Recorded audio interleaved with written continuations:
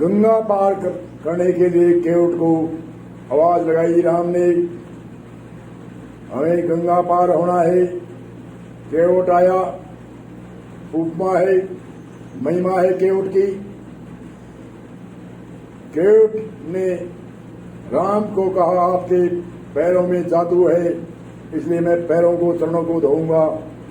पैर धो रहा है, बहुत देर तक धोया।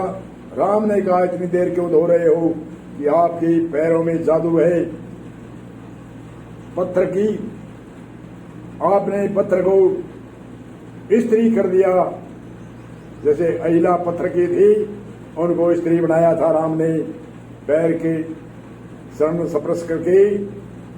मेरी ये न्याय है, ये अगर जो स्त्री बन गई, मैं फिर मेरी जीविका कैसे चलाऊंगा। ऐसे प्रेम से केवट कह रहा है, प्रेम भरे आंसू से कह रहा है केवट। और राम उसके अंतर्यामी है, देख रहे हैं उनके हृदय को।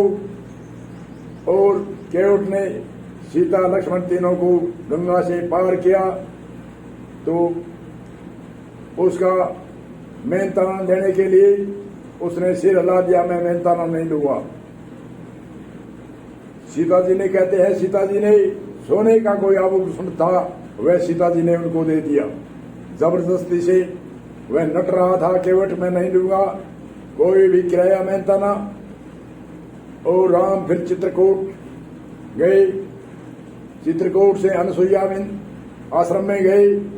अनसुईया ने सीता को कई स्त्री की मर्यादा बताई, अनेक तरह से स्त्री धर्म।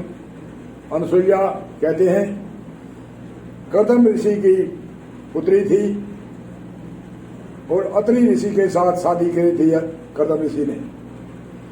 और गाथा सुनते हैं इतनी सती थी।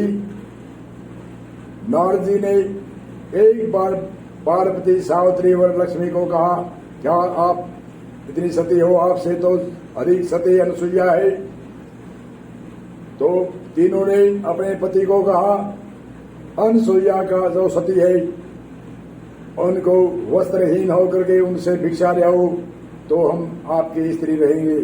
तीनों स्त्रियों ने ऐसे कहा, पार्वती ने, लक्ष्मी ने और ब्रह्मा की स्त्री ने, सावित्री ने, ब्रह्मा विष्णु महेश तीनों वस्त्रहीन होकर के भिक्षा मांगने के लिए कहा।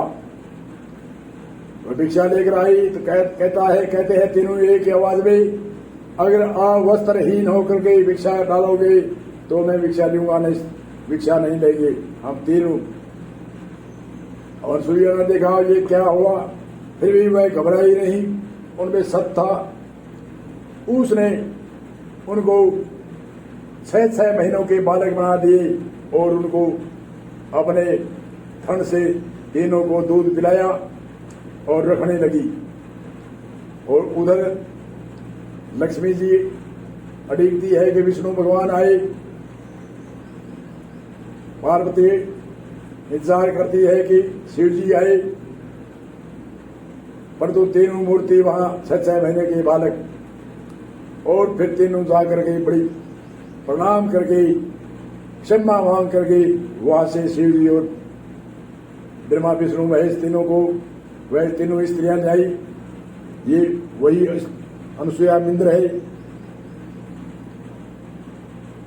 इसलिए आगे जय श्री राम, राम की गाथा की चर्चा रामायण की आगे करेंगे। बोलो जय श्री राम।